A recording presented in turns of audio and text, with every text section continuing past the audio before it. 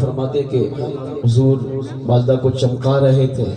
کائنات کو بھی چمکا رہے تھے، برکتیں دے رہے تھے، لیکن جب 12 ربیع الاول کی مبارک تاریخ اور پیر کی مبارک رات صبح صادق کے وقت جب یہ مبارک گھڑی آئی تو اس وقت کائنات کو میرے کریم رب نے اور کائنات کے مخلوقات نے حضور کا کیسے استقبال کیا۔ آپ فرماتے ہیں کہ میں اس مبارک رات جب حضور دنیا میں تشریف لائے تو میں کعبۃ اللہ کا طواف کر رہا تھا، رب کی عبادت میں مصروف تھا اور بڑی محبت میں، بڑے پیار میں، بڑی عقیدت میں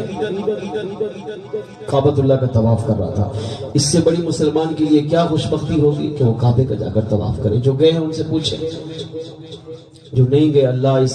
آخری مبارک رات کی اس میلاد کے صدقے مرنے سے پہلے ایک دفعہ بادب حاضی نصیب فرمائے۔ وہاں کعبے کو دیکھ کر خدا کی قسم سب کچھ بھول جاتا ہے، انسان کی پوری زندگی اس کے سامنے آ جاتی ہے۔ اگرچہ ہمیں ابھی نہیں پتا صبح ہم نے کیا کھایا تھا، کل کیا کیا تھا، مگر کعبے کا ایک ایسے دبدبا ہے، ایسا روب ہے، وہاں ایسا خوف خدا ہے، رب کا ایسا جلال ہے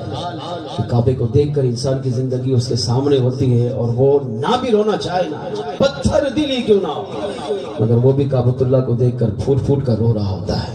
اب دیکھنے کی یہ برکت ہے تو جب طواف کرے گا، جب وہاں نماز پڑھے گا، جب کعبے کے قریب بیٹھ کر قرآن کی تلاوت کرے گا، جب وہاں بیٹھ کر نبی پر درود پڑھے گا، اس وقت اس کی کیفیت کیا ہوگی یہ وہیں جا کر ہی سمجھ سکتا ہے، بیان نہیں ہو سکتے۔ سیدنا عبد المطلب رضی اللہ عنہ فرماتے میں اس رات کعبے کا طواف کر رہا تھا، رب کی محبت میں، رب کے پیار میں، بڑے ذوق کے ساتھ، بڑے شوق کے ساتھ 12 ربیع الاول پیر کی مبارک رات صبح صادق کے وقت فرماتے میں کعبے کا طواف کر رہا تھا۔ سنیں،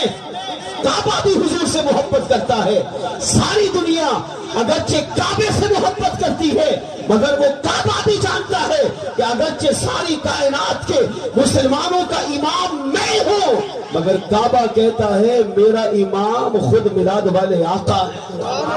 تو اب عبد المطلب رضی اللہ تعالیٰ عنہ فرماتے میں حضور کی ولادت کی رات کعبے کا طواف کر رہا تھا، اچانک میں نے دیکھا کہ کعبۃ اللہ طواف کے دوران چھومنے لگا، کعبہ بھی چھوما۔ فرماتے کعبہ چھوما اور میں نے دیکھا کہ کعبہ ایک سمت جھک گیا۔ اب مجھے بڑی حیرت ہوئی کہ کعبہ بھی چھوم رہا ہے اور ایک سمت جھکا ہوا ہے، اور جب میں نے توجہ کی تو آپ فرماتے ہیں کعبہ مصطفیٰ جان رحمت صلی اللہ علیہ وسلم کے گھر کی طرف جھک چکا تھا۔ سبحان اللہ، یعنی کعبہ بھی زبان حال سے کہہ رہا تھا اے مجھ سے محبت کرنے والوں اب میرا امام دنیا میں تشریف لا چکا ہے۔ اب سیدنا عبد المطلب رضی اللہ عنہ فرماتے ہیں کہ حضور کی برکتیں تو 8 ماہ سے ہم سن ہی رہے تھے، دیکھ ہی رہے تھے، اب میں نے سوچا کہ اب جب کعبہ چھوما ہے، کعبہ جھکا ہے تو اس بات کی دلیل ہے کہ وہ میرا لخت جگر دنیا میں تشریف لا چکا ہے۔ اب آپ فرماتے میں جلدی جلدی اپنے طواف کو مکمل کیا اور دوڑے دوڑے اما آمنہ صدیقہ طیبہ طاہرہ رضی اللہ عنہا کے گھر پہنچا، اور جب دروازے پر گیا اور اندر داخل ہونے لگا تو مجھے روک دیا گیا۔ کیوں؟ دروازے پر 2 لوگ کھڑے تھے، انہوں نے کہا آپ اندر نہیں جا سکتے۔ میں نے کہا میں گھر کا مالک ہوں، اور گھر کے مالک کو اس کے گھر کے دروازے پر روکنا یہ اچھی بات نہیں ہے، یہ مسلمان کا شیوا نہیں، آپ مجھے ہی میرے گھر میں جانے سے روک رہے ہیں۔ تو ان 2 لوگوں نے کیا کہا؟ فرمایا آپ ناراض نہ ہو، ہم مجبور ہیں، ہم خود نہیں آئے، ہمیں کسی نے کھڑا کیا ہے، کسی نے بھیجا ہے۔ جب یہ کہا تو آپ فرماتے مجھے بڑی حیرت ہوئی، تو میں نے پوچھا پھر بتائیے آپ کون ہیں اور مجھے اندر جانے سے کیوں روک رہے ہیں؟ تو سیدنا عبد المطلب رضی اللہ عنہ نے فرمایا کہ وہ شخص جو دروازے پر کھڑے تھے انہوں نے کہا اے عبد المطلب ہم انسان نہیں رب کے بھیجے ہوئے فرشتے ہیں۔ آخر تک سبحان اللہ بول دو یار ایک دفعہ، ہم انسان نہیں رب کے بھیجے ہوئے فرشتے ہیں۔ تو میں نے پوچھا تم کیوں آئے؟ کہا اندر مت جائیے کیونکہ اندر پورا گھر فرشتوں سے بھرا ہوا ہے، آسمان سے فرشتے اس پاکیزہ گھر پہ اتر رہے ہیں اور ہر فرشتہ اس میلاد والے آقا پر درود و سلام کا نذرانہ پیش کرتا ہے۔ فرشتوں کی زبان پر مصطفیٰ جان رحمت کے میلاد والی رات جو ترانہ تھا اور سیدنا جبریل امین علیہ السلام نے حضور کی میلاد والی رات حضور کے گھر کے صحن میں کھڑے ہو کر حضور کی بارگاہ میں جو سلام پیش کیا، محدث ابن جوزی کہتے ہیں وہ سلام یہ تھا، وہ فرشتے پڑھ رہے تھے الصلاۃ والسلام علیک یا رسول اللہ، اے اللہ کے رسول آپ پر ہم فرشتوں کا بھی صلاۃ و سلام ہو۔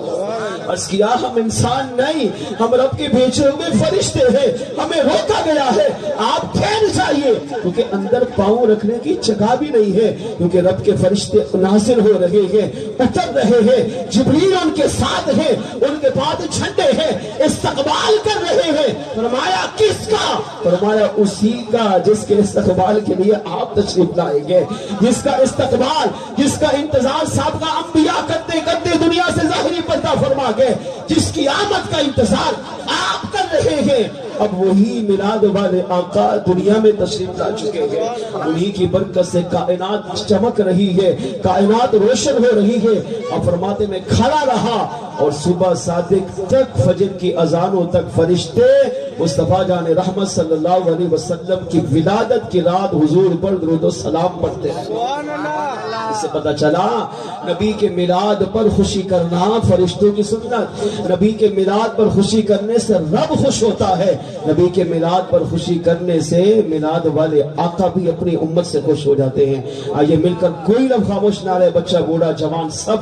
آخر میں اپنے محبوب علیہ الصلوۃ والسلام کے اس میلاد میں شامل ہو جائیے۔ اور شروع میں چاند رات کو ہی عرض کیا تھا ہر میلاد کی محفل میں یہ تمنا کم از کم لے کر جائیں، یا رسول اللہ میں اس قابل تو نہیں، میں نے آج تک ایسا کوئی عمل کیا ہی نہیں ہے کہ آپ کی بارگاہ میں دیدار کا مطالبہ کروں، مگر میں آپ کی میلاد کی محفل میں اس لیے آیا تاکہ اس کی برکت سے آپ مجھ گناہگار کو بھی اپنا دیدار عطا کر دیں۔ آئیے اس آخری شب میں، اس آخری میلاد مصطفیٰ کی بابرکت اس مہینے کے اعتبار سے آخری محفل میں اپنے نبی کی آمد کو آپ بھی پکاریے، اپنے نبی سے دیدار کا مطالبہ کیجئے۔ اگر ہم میں سے ایک کا پڑھنا بھی حضور کی بارگاہ میں قبول ہو گیا اور ایک کو بھی میرے آقا نے دیدار عطا کر دیا، خدا کی قسم ہم سب کا بیڑا پار ہو جائے گا۔ مل کر پڑھ لیجئے تیرا کھاوا میں تیرے گیت گاوا یا رسول اللہ، تیرا میلاد میں کیوں نہ مناوا یا رسول اللہ، تیرا میلاد میں کیوں نہ مناوا یا رسول اللہ، میرا دل بھی چاہتا ہے، میرے گھر بھی تو سیا، میرا دل بھی چاہتا ہے، میرے گھر بھی تو سیا، تیری رہوا دے وچ پلکا بچھاوا یا رسول اللہ، تیری رہوا دے وچ پلکا بچھاوا یا رسول اللہ، یقیناً آپ ہر عاشق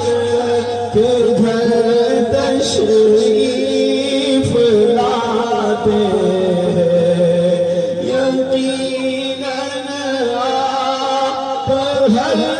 عاشق کے گھر تشریف لاتے ہیں، میرے گھر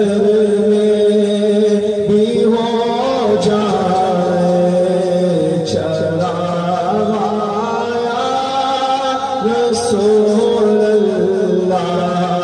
میرے گھر میں بھی ہو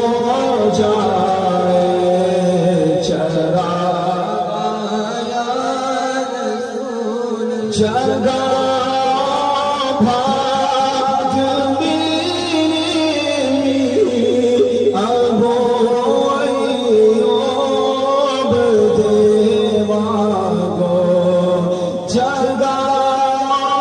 بھاگ میری اب ایوب دیوان کو مقدر